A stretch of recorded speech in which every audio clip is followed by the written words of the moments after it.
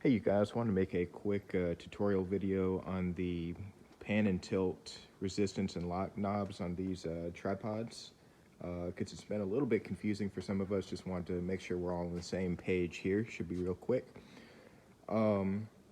First off, there's a difference between the lock and the resistance ones.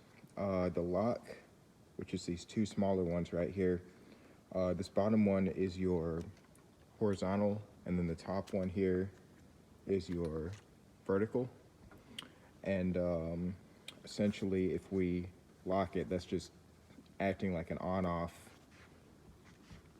We're not able to turn left and right, but we can still look up and down, and vice versa.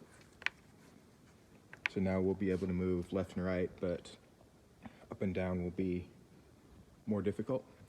And so if you're having trouble with it moving like at all, first thing to check is to make sure these two are off.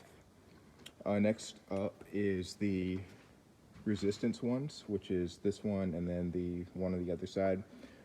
And just like the lock, there's one for horizontal and one for vertical. This one right here is for your pan or your left and right movement. And it's kind of hard to show on camera, but if we turn that all the way down to 0, you can't see, but there's a mark right here telling you where you're at. So we're on 0 now. It's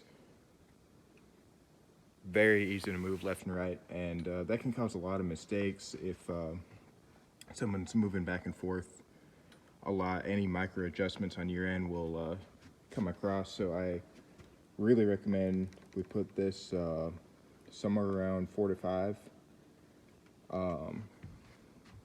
And so you want some resistance on there to make it a lot smoother. And the same goes for this other side. This one is a bit less important. Same thing, your lower number is gonna make it way easier to tilt or move up and down, and then your higher number will make it more difficult. And it's hard to translate on camera, but it's a lot more resistant now.